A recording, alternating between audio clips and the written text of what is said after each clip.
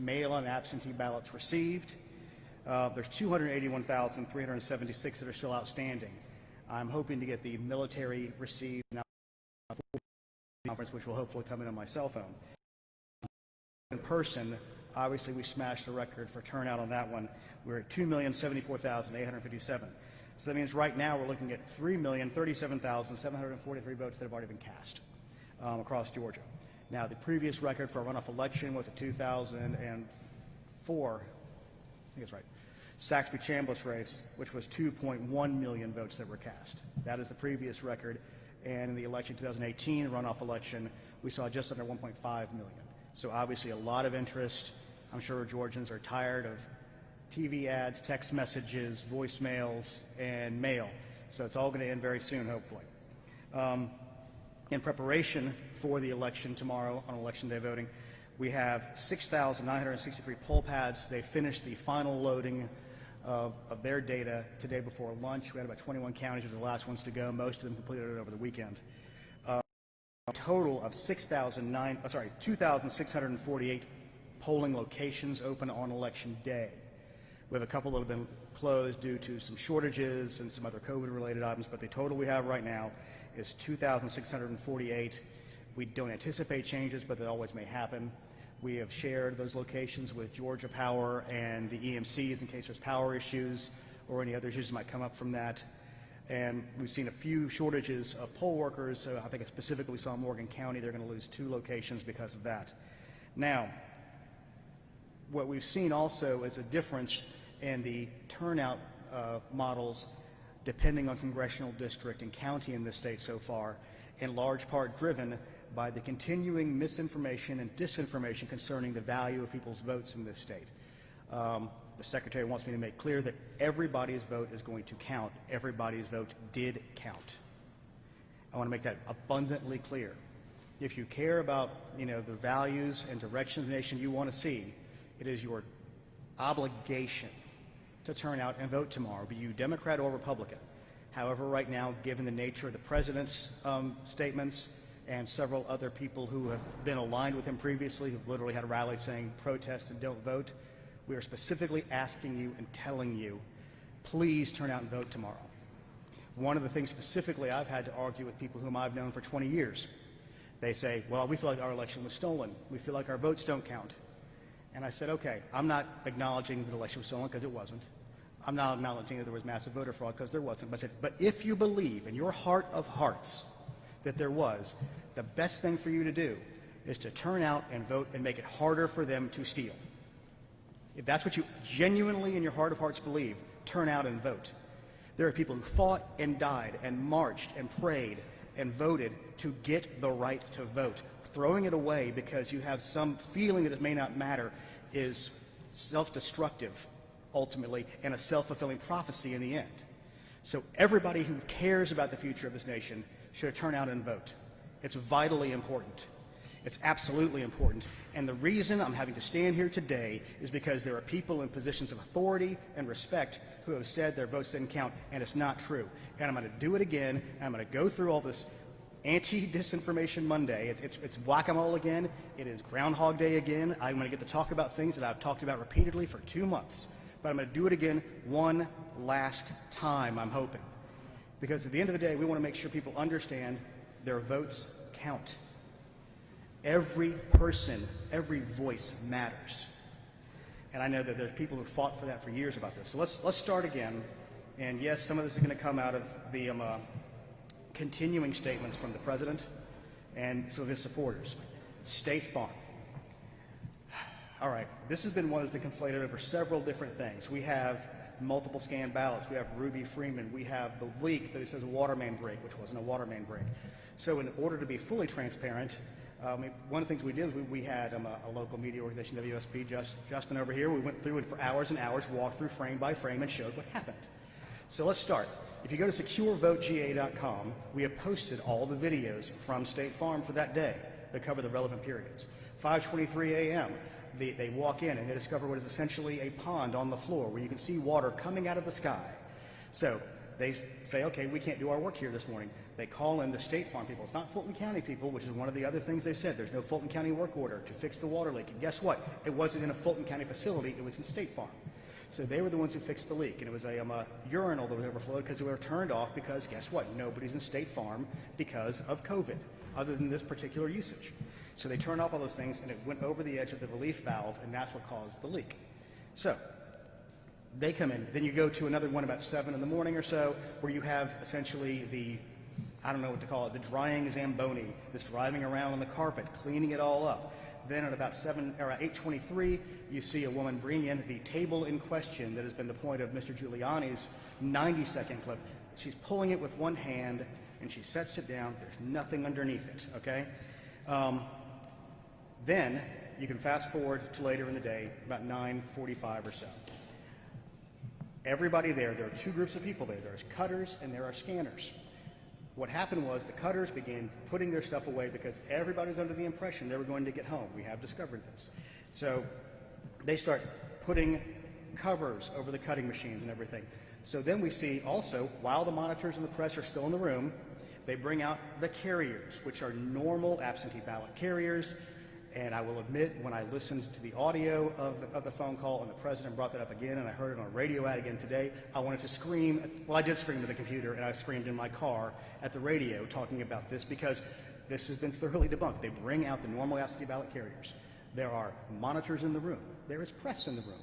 They take the ballots that have been opened, put them in carrier trays, and put them in there, and then put them in the boxes, put the lid on because the lid matches the box, and then you see at one point during the video, a woman crawling on the floor, putting the numbered seals on them so they can keep the chain of custody. Approximately 10:25, 10:30, the secretary in our office receives word that Fulton County is shutting down for the night at State Farm Arena. So, as some of y'all who were there on election night recall, the secretary got a little irritated with this and made his feelings quite known. He says, some of us have been working through the night. We're glad to see that Fulton County sees the need to just go ahead and knock off for the evening. So Chris Harvey, our elections director, then calls Rick Barron, the elections director of Fulton County, who was at the other location, which was their English Street warehouse, because he was doing election day activities.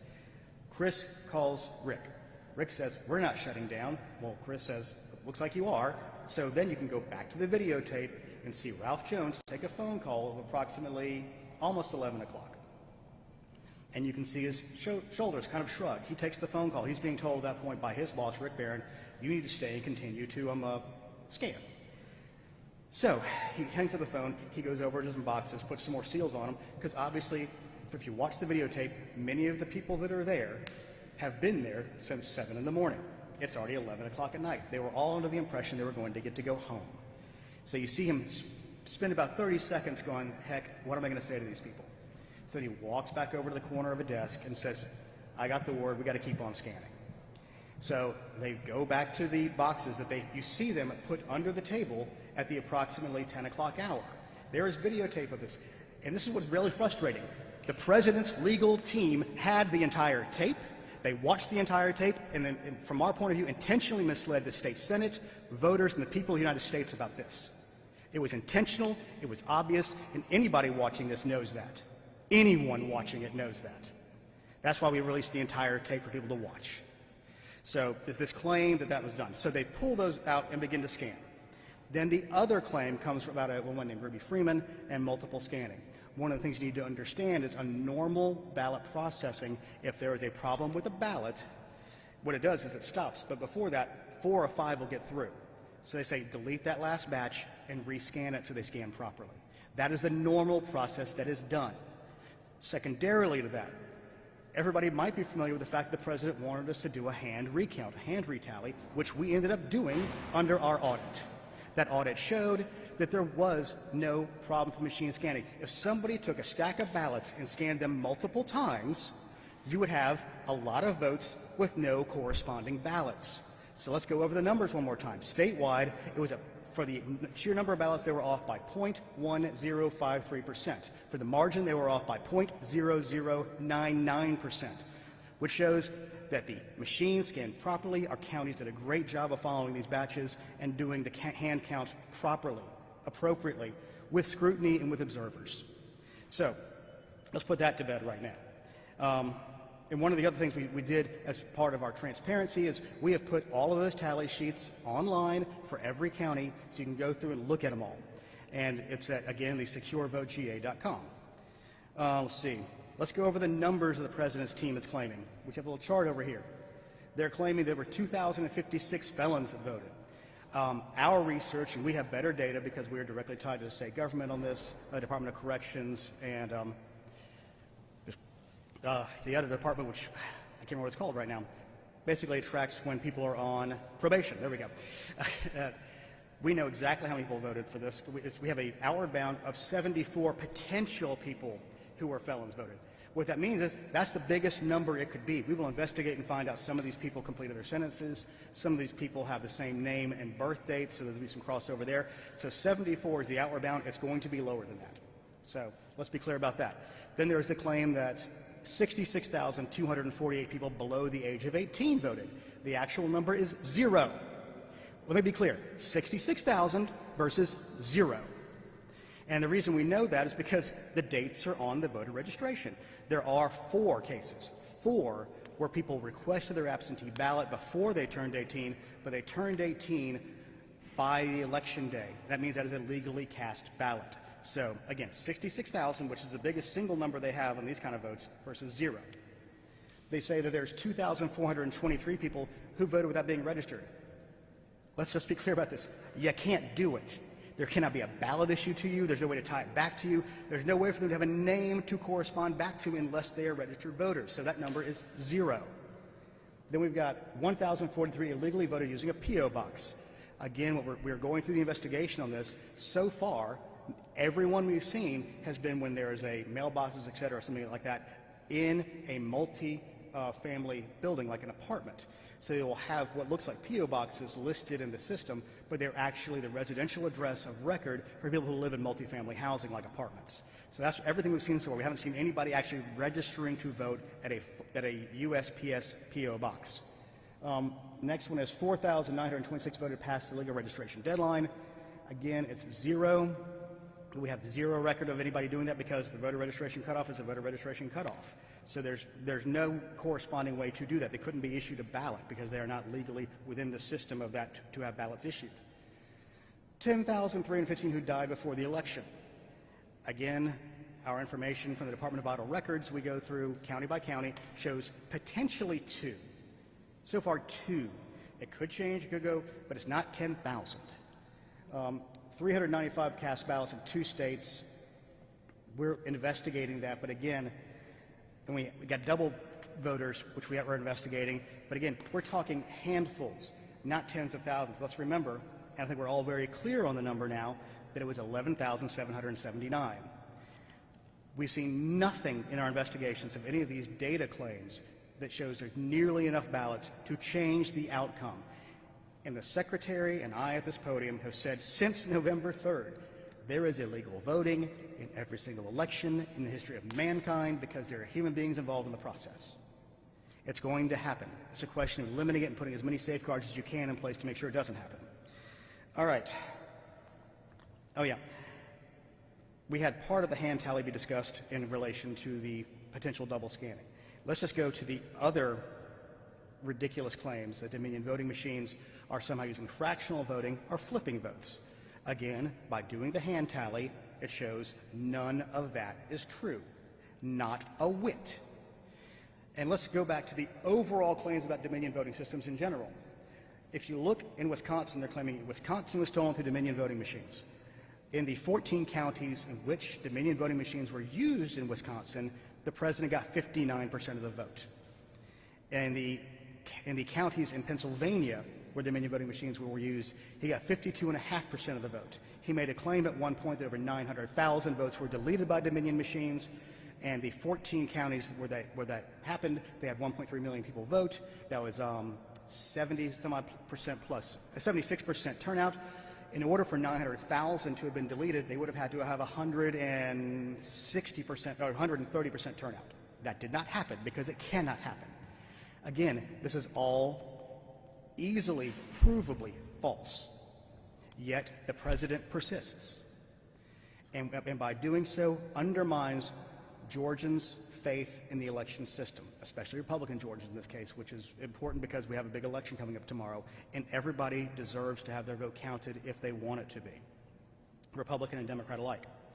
Now, let's move on to signature matching. There were claims about signature matching not being done. They were based on feelings. We believe. No specific evidence was ever brought up until in one of the Trump filings, there was a specific allegation the signature verification was not being done on the absentee ballot request form properly in Cobb County during the June primary.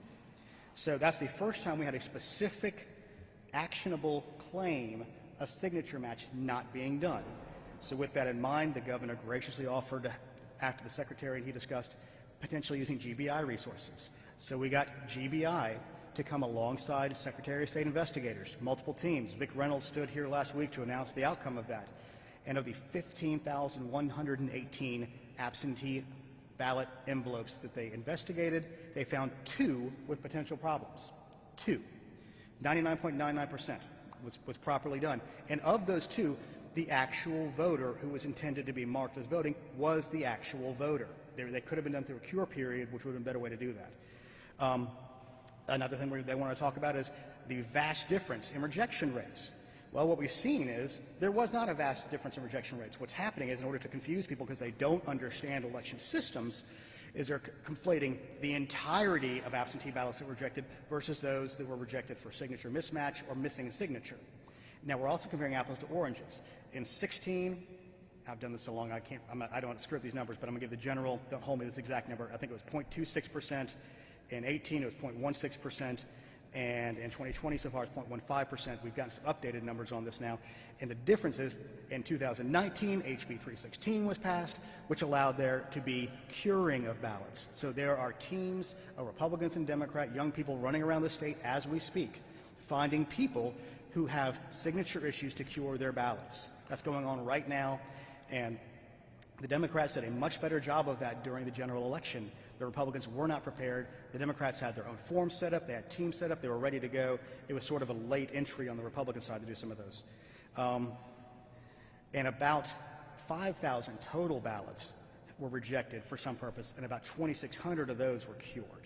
So that means the final rejection number was around 2,400 ballots, around the total of 5 million, or a percentage of the 1.3 million that we saw that were voted absentee. Let's go into some of the more new things. There is no shredding of ballots going on. That's not real. It's not happening. There's shredding of envelopes that were the non-used ones, or there's also shredding of the secrecy envelopes that came through. We saw some of those in the Senate hearing, and it's obvious that they're the secrecy envelopes, which have no evidentiary value because there's no signature on it. There's no way to match it back. They're just basically trash. The law requires you keep the signature and oath envelopes and the ballots themselves for 22 months. Those are all being kept. Let's see. This is what I don't fully understand. No one is changing parts or pieces out of Dominion voting machines. That's not a real, I don't even know what that means. It's not a real thing. That's not happening. The president mentioned on the call yesterday or from 2 days ago.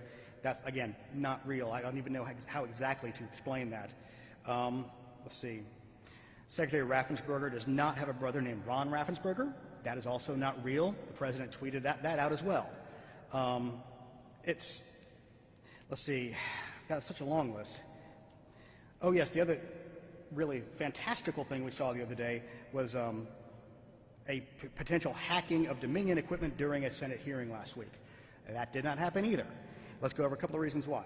First of all, ballot marking devices and scanners, neither one have modems. It's very hard to hack things without modems. There's nothing to talk to. So let's get that clear. The poll pads, which is a no-ink device, does have the ability to connect to Wi-Fi, which we use it for loading purposes and in case there's an issue on election day, but they are not hooked up live all the time. And if they saw anything, they could see traffic back and forth, but it would basically be like watching a river go by. You couldn't get in. It's essentially, if they did this, which we have no proof of. We have claim after claim after claim with zero proof. Zero. And signed affidavits are part of an evidentiary trail, but they have to be investigated. And let's remember, everybody who came and gave testimony, it was public comment, at the state Senate hearing. This office was never asked to come and discuss those items with that State Senate subcommittee. That didn't happen either, which I find interesting because obviously they're making wild claims that, again, undermine people's faith in the system. Let's see.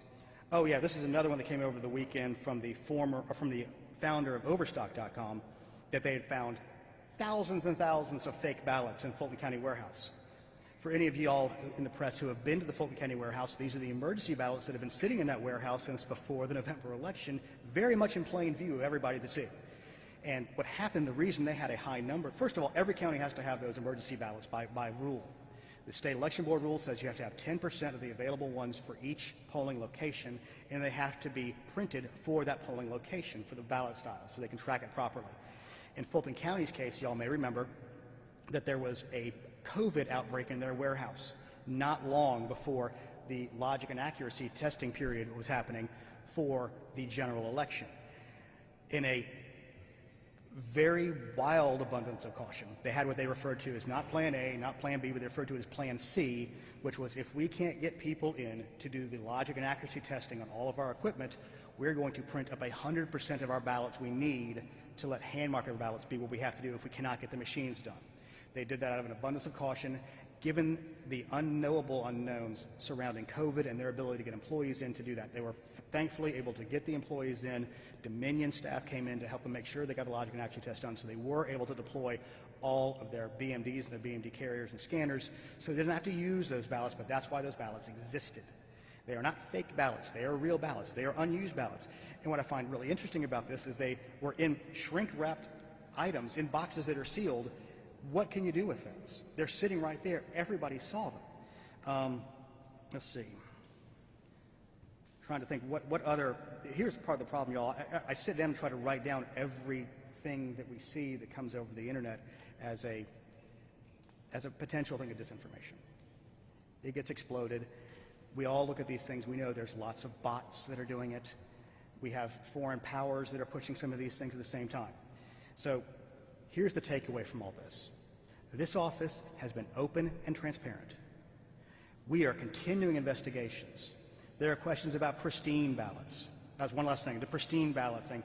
There are 3 reasons you can have the quote-unquote pristine ballot, which is essentially the absentee/emergency/provisional ballot. There's first one. Military and overseas voters oftentimes will get what they call an electronic ballot. What happens is once we get the ballot built, starting the 49th to the 45th day, we will send emails out to those people who want to have electronic ballot delivery, which is many of our military servicemen and women. So they take that, they print it, and they bubble in their choices. Now, obviously that's on an 8.5 by 11 piece of paper or 11 by 14 where they can print it on. So it's not sized properly to go through a scanner. So when that comes back to the county, they will duplicate that on a flat, unfolded piece of paper on the absentee ballot/emergency ballot. That's a normal process for many of the military and overseas voters that are electronically delivered. The other situation you might see that in is an emergency ballot situation. If a ballot marking device goes down or wasn't used, which is the case we saw in the morning in Spalding County on Election Day, they will use the emergency ballots as backup. And those will just be scanned directly into the machine and not folded. And the final place you would see that is on a damaged or adjudicated ballot that was not adjudicated through the electronic system. Or in Fulton's case, what you saw was they were putting so many of the absentee ballots through their cutters that occasionally would catch the ballot themselves and slice it.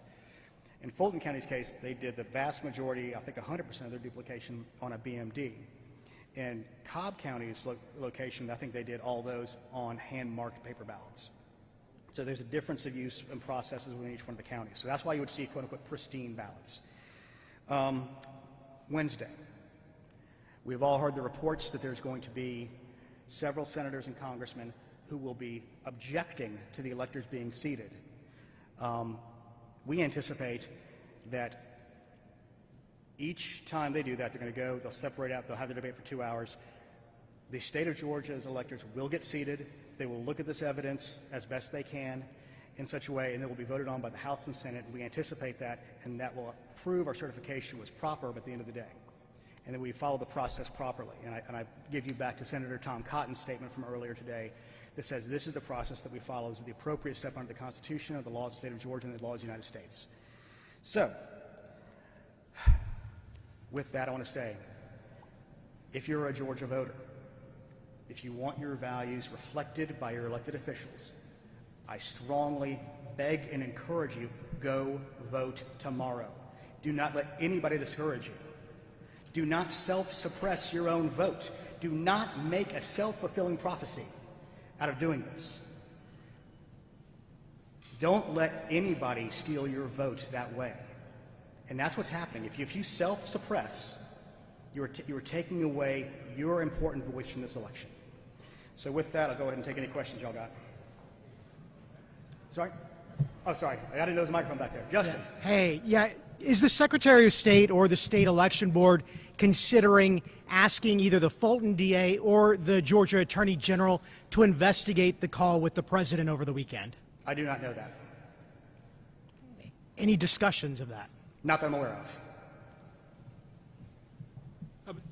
From all of you said there, I mean, do you believe, as some have said, that what happened in that phone call was an attack I'm on having a really hard time hearing you. I apologize. I'll come down there. Do you believe, as some have said, that this is an attack on democracy? There we go. We can hear that. I'll start again. Yes. As some have said, do you believe that what happened in that phone call was an attack on democracy? I'll leave other people to make the decision on that. I personally found it to be something that was not normal, out of place, and nobody I know who would be president would do something like that to a Secretary of State. Thank you. Yes, Mark. Afternoon. Looking forward to tomorrow. Have you heard about any threats or security problems or anything that could interfere with people voting? And also, what do you expect turnout to be like tomorrow?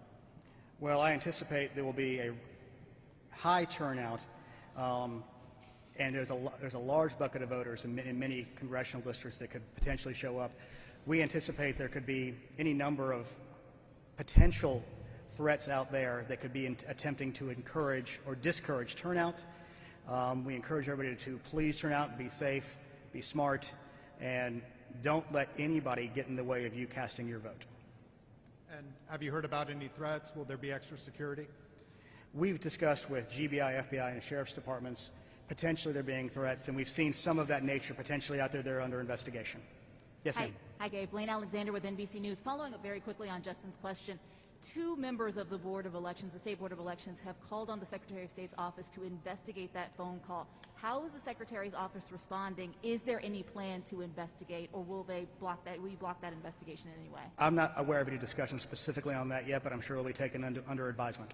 And I'll ask you very quickly about the Secretary's desire to have that phone call recorded. Why did he want that call recorded? Was he concerned about anything improper being said, or that he may need to release it later? I think given the environment we're in right now and political situation that we're in and the history of the president, knowing that he sometimes doesn't necessarily characterize things as they might have actually occurred, it was out of an abundance of caution. But I'm sure many people, I'm sure the president's side recorded it too, so they might have been the ones that leaked part of that as well. Thank you. I get Matt Finn with Fox News National. Yeah. How do you interpret the president asking the Secretary of State to, quote, find votes on that phone call? Is it fair to say the president was asking the Secretary of State to fraudulently find or flip votes? I don't know if he was trying to fraudulently find the votes, but the thing is we have certified this election, so there are no more votes to find. We will continue investigations. So he has an election challenge. And one of the things that they were discussing on that phone call was they have sued the state of Georgia and the Secretary of State. There are rules of evidence to follow once you do that. Trying to go outside of that is an issue. And we've said, I believe we sent our lawyers and sent their lawyers a letter saying, if you want to dismiss your challenge, we're more than happy to share this data with you to show that your data is incorrect and you have in fact lost the state of Georgia. The Bureau of Investigation says there's an unprecedented number of threats statewide. Are you aware of any of those types of threats? I'm sorry, the unprecedented number of threats, what? The Bureau of Investigation says that there's an unprecedented number of threats that have come in statewide regarding the election. We're not sure the nature of those threats. Are you aware of what type of threats you guys may get? We're aware of some, but we're trying to not discuss in too much detail about that while I try to investigate and find out what the actual nature of those threats may be. Hey, Gabe. Konstantin Turobin with CNN. This is now the second sort of conversation that the Secretary of State that has been reported out on this topic. First it was Lindsey Graham earlier in November, and now the President. has the Secretary of State's office been contacted by any other members of the Trump administration or GOP officials? Well, I mean, our office is contacted by Democrats, Republicans alike pretty consistently to discuss election issues. So yes, that has occurred. Specifically, it's a little bit of a broad question, I think, but we get contacted by members of the administration, we get contacted by Democrats, we get contacted by Republicans. Have you been contacted by on the topic of some of these conspiracy theories that you've outlined today? No, I mean, no more than my normal of having to explain the ridiculousness of many of this piece of disinformation. So, thank you all very much. Excuse me, the Secretary of State was asked by a federal judge to meet with Black Voters Matter to return wrongly purged voters back to the voter rolls. Why have you refused to meet with the Black Voters Matter before this vote? This is the second time you've ducked this question, and it's the third time you've ducked Black Voters Matter. Okay, Greg Palast, Pacifico Radio Network. Thank you.